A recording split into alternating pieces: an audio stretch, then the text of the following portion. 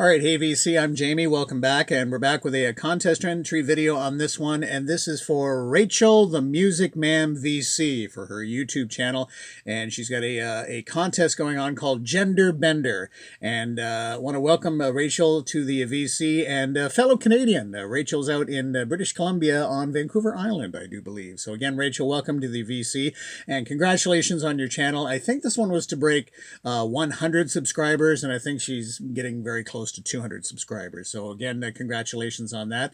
So with regards to this contest at Gender Bender, the first artist I thought of, certainly for this, was Jackie Shane. And this is the compilation Any Other Way. You're likely not familiar with Jackie Shane, a Canadian Toronto R&B soul singer from the early 60s, originally from the US, but settled in Toronto. Interesting, not a lot known about Jackie Shane. She had a few singles out and had a big live album that was simply called Jackie Shane Live, released in the early 60s. If you go on YouTube, you can see some of Jackie Shane's television performances, and there weren't too many of those. But this is a compilation that just came out just a few years ago, simply called Any Other Way. So this collects a lot of her singles and extends the live album. But a great soul singer, originally from the States, and she is credited with as being a pioneer transgender performer. And I'll just read you the hype sticker from this. It kind of puts things into perspective. It says, recognized by genre aficionados as one of the greatest singers and most riveting stage presence in soul music, Jackie Shane has remained largely unknown outside Toronto, where her career briefly flowered in the 1960s. Miss Shane is a star without parallel, a pioneer of transgender rights, born in a male body, living her entire life as a woman at a time when to do so seemed unthinkable. So again, from the early 60s, and just passed away last year in February of 2019. Rarely granted interviews, but this is really just a nice compilation overall, a really nice write-up on Jackie Shane. So if you're not familiar with Jackie Shane, check it out. Great soul music. Okay, so there's one entry. Another one that came to mind is the band Rough Trade, featuring Carol Pope and Kevin Staples, a band that was in the 70s and also fairly big in the 80s. One of the very first bands to actually record a direct-to-disc album, meaning a live in-studio performance that is recorded directly to disc. One of the first bands actually to do that.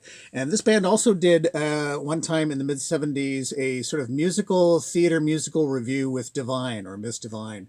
There was always kind of that gender bender thing going on, certainly with regards to some of their singles, including High School Confidential, and a lot of times their sort of stage presence, they would have, extra people on stage and various attire, and yeah, so there was always that kind of thing going on with the Rough Trade, and this was autographed by Carol Pope when she was in town just a few years ago. I've seen Rough Trade perform a few times over the years, but Carol Pope, Rough Trade.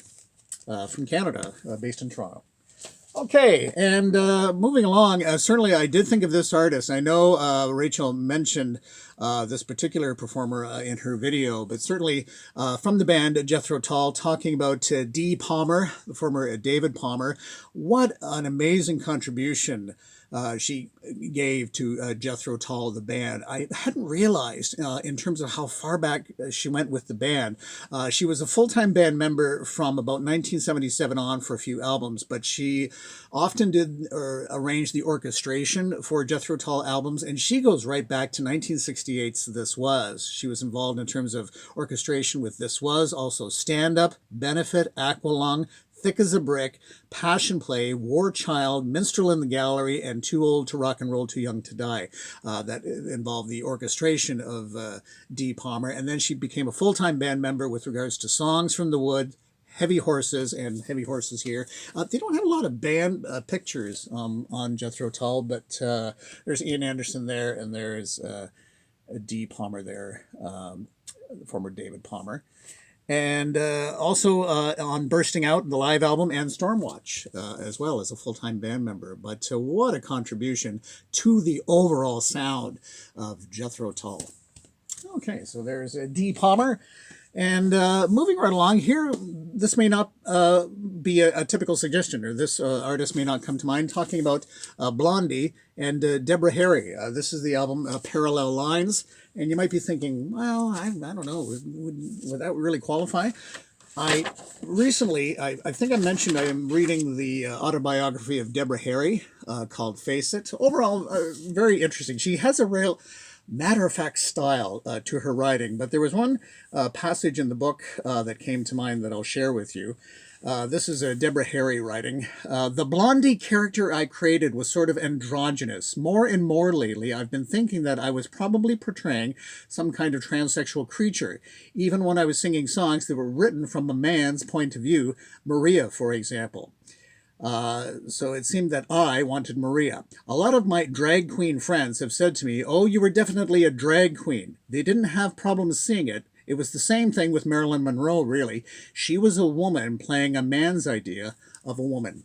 So there you go. In terms of Deborah Harry, often singing songs from a man's point of view. So Deborah Harry, and Face It. I'm not quite done with the book yet, just in the middle of it, but overall it's quite good. But she, as I say, she really has a kind of a matter-of-fact style of writing, or certainly talking about things. Okay, and certainly can't leave out, if you're talking about gender bender, got to go with Boy George and the Culture Club. And this is Kissing to Be Clever and Color by Numbers. And certainly from the 80s. And still going. Culture Club and Boy George. And yeah, okay, so there you go. So there's that. And got to end it off with this one. I don't know if anybody's presented, not necessarily a gender bender type artist, but Frank Zappa. But certainly this album comes to mind.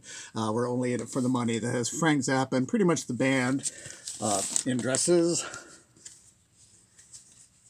And certainly for 1968. There you go. Okay, so that is going to do it. Again, Rachel, congratulations with your contest and, of course, with your YouTube channel.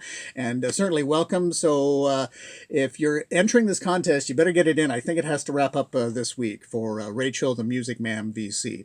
And that's going to do it for this edition. Thanks very much. Bye-bye.